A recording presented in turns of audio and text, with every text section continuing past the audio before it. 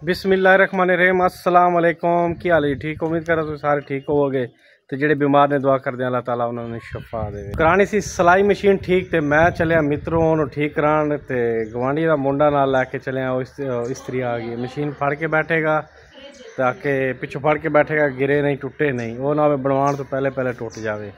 तो बस वो नाश्ता करके आ रहे, तो चलते हैं आज मित्रों। आ साहब यार जल्दी आ, चलिए यार, धूप चढ़ती पई है यार। बेली नाराज है, तो दुकान ते कोई नहीं, दुकान पता नहीं किधर भाज गया वेख के, या वैसे काम गया है। वेखो दुकान खुली है, तो किधर गया है शहजाद तेरा हमसाया?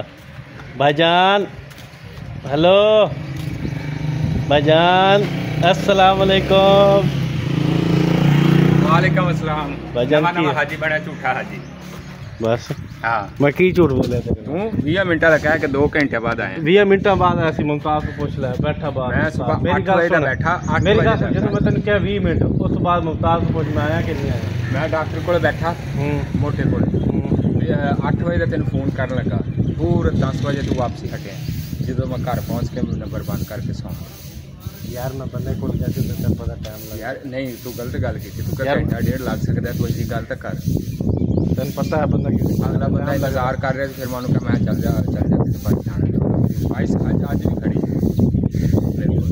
सॉरी भाईजान, सॉरी कर अगला मशीन दे दी कारीगर ने, तो उन्हें टाइम दिता है भाई घंटे डेढ़ का। तो मैं आ गया थी भाई को, मैं गपशप करते हैं उत्थे का वेला पैना। तो नाल उन्होंने साडा सज्जन इत्थे हाजी साहब बैंक माशाल्लाह उवें खड़ा, बीजां वाली दुकान ही खड़ी है।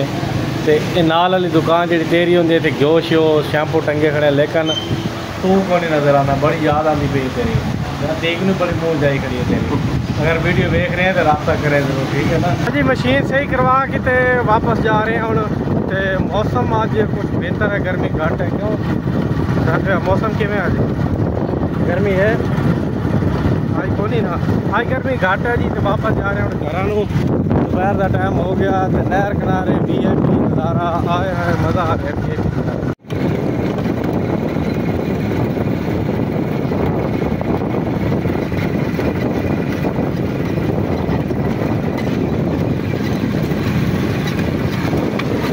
टाइम हो गया 4 का। तो अज मौसम थोड़ा जिहा अच्छा, गर्मी ज़्यादा को नहीं। तो हुण मैं चलिया गड़ा मोड़, मोटरसाइकिल का कुछ कराना है, तो होर कोई समान वगैरह लेना, मैं क्या ले आवां।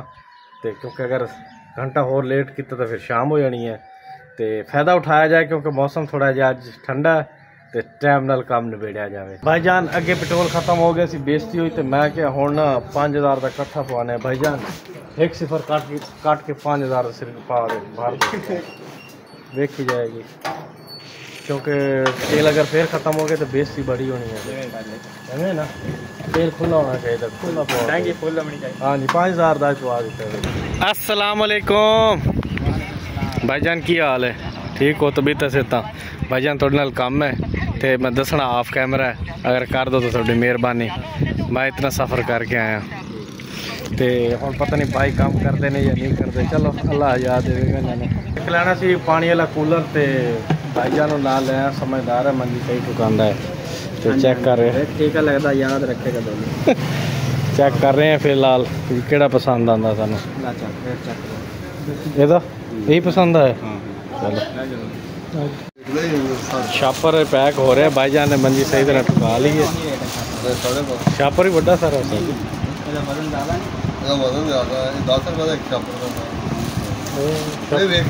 कूलर लिया एक पानी वाला, तो यदा चैन कवर लिया, सीट का कवर लिया। उस्ताद मुजम्मल कसदा पे चैन कवर है, पसीना उस्ताद नूं बड़ा आया पे। तो ये चैन कवर कसदा पे, कस लवे तो फिर मोटरसाइकिल वेदे हैं भी किवें नज़र आता। VIP नज़र आता जो प्लास्टिक वाला चैन कवर है। सुनिया कभी प्लास्टिक वाला?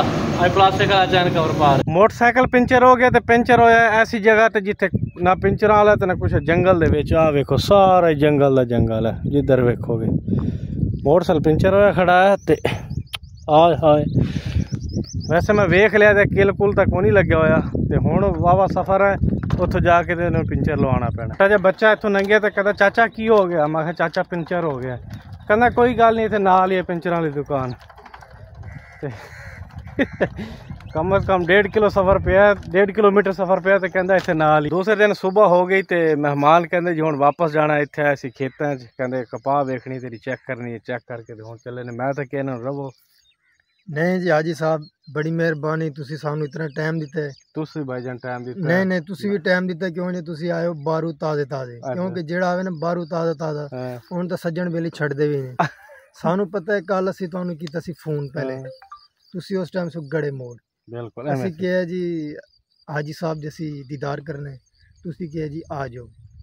फिर जदों असीं तुहाडे कोल पहुंचे ते कम अज कम 10 तो 12 दोस्तां दे तुहाडे फोन आए ने, तुसी साडी खातिर जनाब उन्हां नू रिजैक्ट कीता है।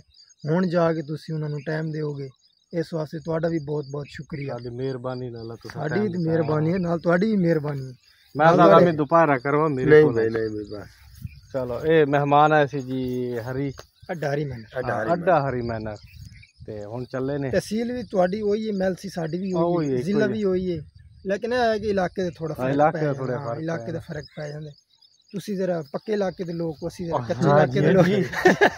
पक्के